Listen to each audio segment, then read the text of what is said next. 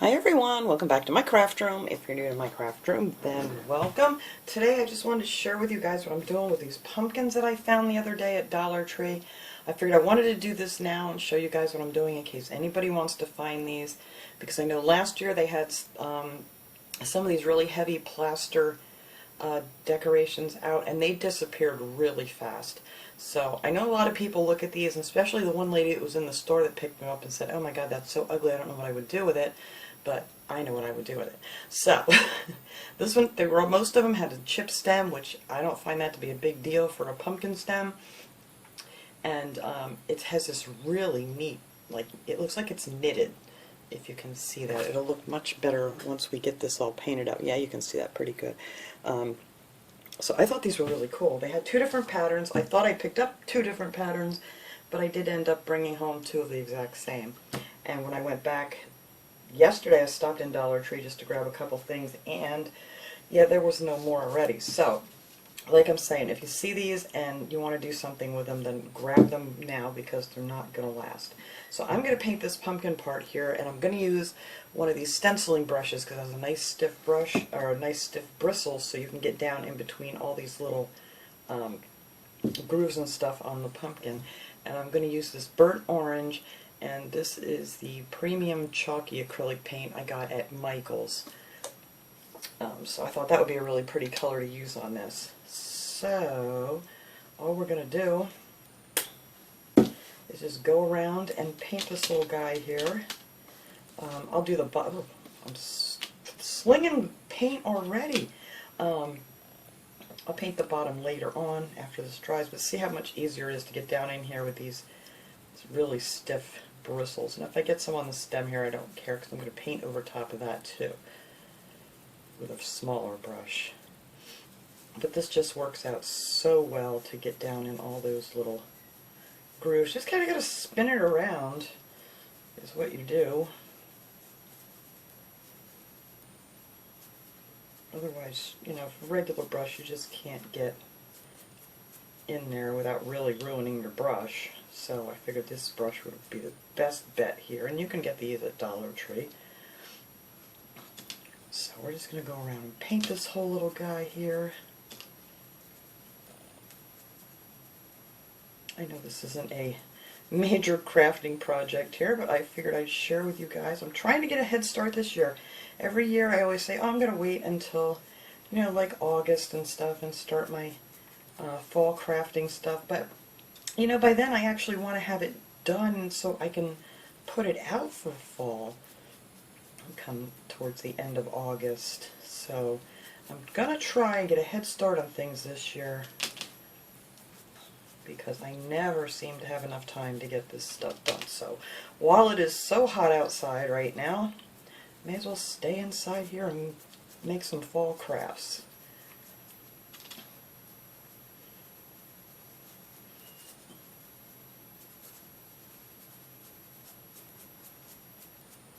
Isn't that cool?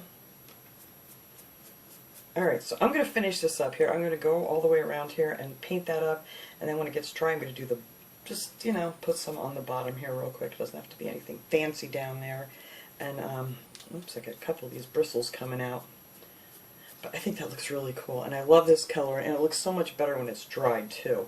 So I'll go ahead and I'll paint the other side of that here and get that all done, and when it's dry we'll come back and do the stem. Alright, this is nice and dry now. It dried pretty quick. I only did one coat. You could do two if you wanted to, but I thought the one coat was just fine on here. So now I'm going to take some of this. This is called Spanish Moss. It's the home decor chalk paint. I love this color. It's almost gone. I got to try and find some more of that. But I'm just going to go with a small brush here, and we're just going to paint up this stem. Hopefully I don't get it on the orange too much. And this I know is going to take two coats. I already have one painted up here, and it did take two coats of this Spanish moss color. So I'm just going to paint this up here real quick, and then I'll probably get my heat gun out here and get it drying a little faster, so I can get a second coat on here. These are really, really easy to paint. And like this one has a chip stem too. A lot of them there were broken, but I don't really find that to be a big deal, you know, for a pumpkin stem. I mean, they're always broken looking anyway, so not a big deal. But I think that put a lot of people off about, you know, picking these up because, you know, the stems and things were chipped. And I'm sure it's hard to ship all these and not get a chipped stem because they're just plaster. But yeah, this definitely needs 2 coats of this Spanish moss chalk paint. Now you can paint these any color. I want to find some more of these because I'd love to do some of these like in like an antique white or maybe even like a gray and white. I think that would look really cool. You know, depending on what you do for decor for the fall. But I love the off-white colored pumpkins too. Oh, see, now I got green on there, so I'm going to touch that up too when I'm done. So I'm talking and not paying attention. Right there, I got a little spot of green. That's alright, we'll cover that up. Alright, I'm going to zap this with my heat gun and put a second coat on there, and then we're going to come back and I'm going to use some of my favorite thing, my vintage photo distressing ink. This is a Tim Holtz brand. You can get this, I get this at Michael's usually, where they have all the dyes and the stampings, you know, ink pads and stuff. But I love this distressing ink, and we're just going to add a little bit of more detail to this. Alright, got that dried up here real quick. I love this little heat gun. This is what this is that I use to dry my paints real quick. It's M-Life. I ordered it on Amazon. It comes in so handy when you're painting or decoupaging or something and you want things to dry a little bit quicker. You can also use a hairdryer if you don't have a heat gun. It does pretty much the same thing. Alright, so now we're going to take our distressing ink here and a nice little stiff brush. This one's got like the real stiff bristles to it. And I'm going to just go down in the creases of all these indents here and just add a little bit of this distressing ink. And it just kind of brings out the stuff. Now I'm going to put a coating on top of this so it does fade this a little bit. That's why I'm going a lot darker than I normally would with this ink. And but you could do it a light if you're not going to like coat this with anything, if you're just going to use this indoors. I may want to put these out on my front porch with some of my decor this fall. So I do want to definitely, if you're going to use these outside, you got to put like a nice couple clear coats of like clear spray paint or something over these because they're plaster, and if, you know, they get in the weather at all, they kind of disintegrate after a while. I love some of those cute ones that they have, the little frogs and things that you see that they have the solar lights in for the summer. They're real cute, and there's like a little fox or something with their eyes light up. Yeah, I left them out over the winter, and yeah, in the spring they just kind of turn to mush. But they hold up much, much better if you coat them with, you know, like a clear, some kind of a clear coat spray paint. I'm actually going to use, I haven't even used this before. This is my first time using this, and it's actually the Exterior Outdoor Mod Podge.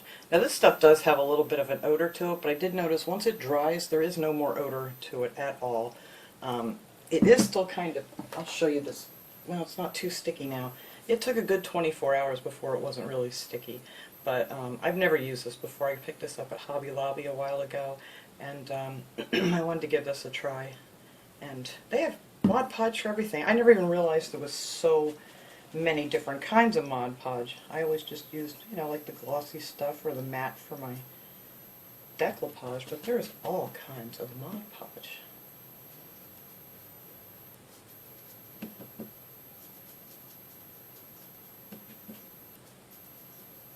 I just tap this down on my ink pad here like that and just do that, but you can see how it really defines all those lines.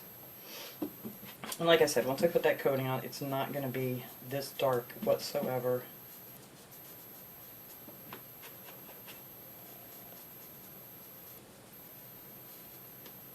But, you know, for this, and I'm putting this gloss on here. If you want to use a matte finish, it would, you know, it depends on what you prefer.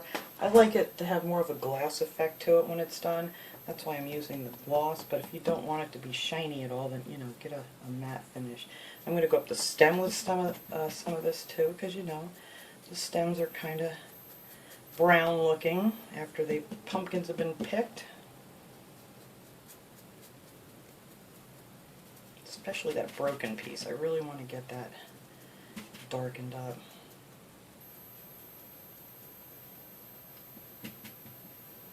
I use this, excuse me, I use this distressing ink for all kinds of projects. It's just really a wonderful thing if you want that distressed look to anything.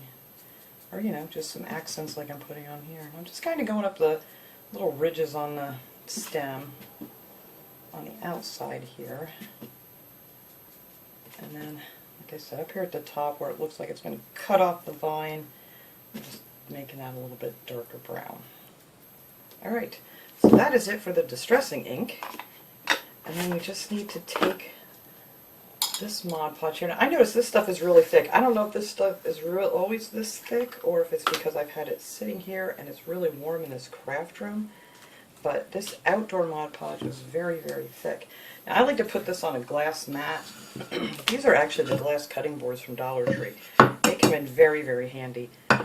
That way you don't have any paper or anything that's going to stick to this, you know, when it's drying. So I'm just going to take and put a nice coat of this Mod Podge on here. This kind of like blends in this ink a little bit. I think it just gives it a really cool look. And this stuff goes on, it's really white, and then after it dries it's very, very clear, so you don't have to worry about that.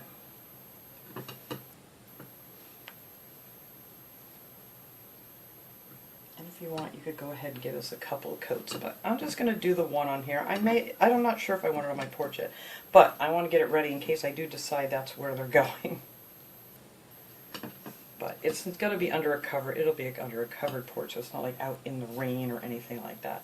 So then you're going to take this stuff and kind of work that into all your little knitted fibers here, or whatever you want to call them. And then after this all gets dried, I'm going to turn it over and then I'll put a coat on the bottom too. I think I have to do the bottom of the other one too. I didn't finish that one up yet. But yeah, so because like when you get down here at the bottom, if you set it down to dry like on a piece of paper, you're going to have that stuck to it. So it's great to have one of these little glass mats. And they have them all different kinds. Sometimes at Dollar Tree they'll have them with like little sayings and things on them, and they just come in really handy. Just don't drop this on it. It may break.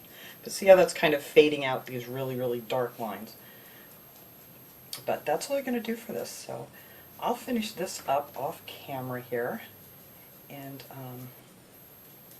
we'll show you what the final result is here. And I'm also going to show you the option if you wanted to add some like leaves to this or something too.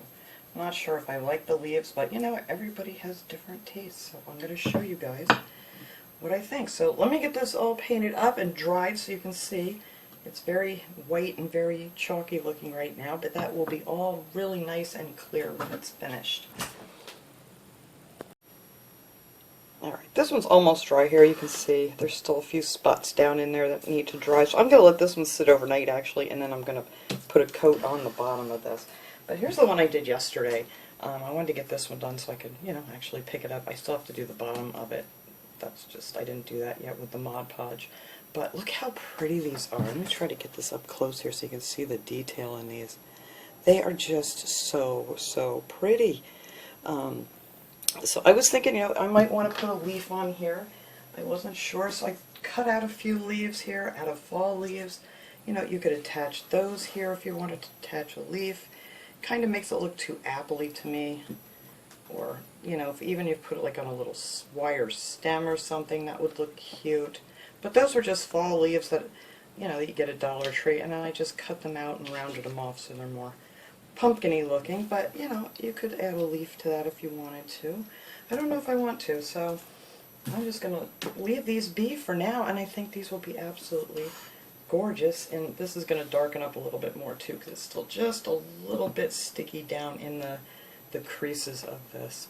But I absolutely love this, so I wanted to show you guys in case you see these at Dollar Tree and you're kind of like, which a lot of people were, but this is what they could look like if you painted them up. And I think these are going to look gorgeous with any kind of fall decor. So thanks so much for watching, guys. I hope you enjoyed this little project, and I will see you guys all next time. Have a great day, everyone.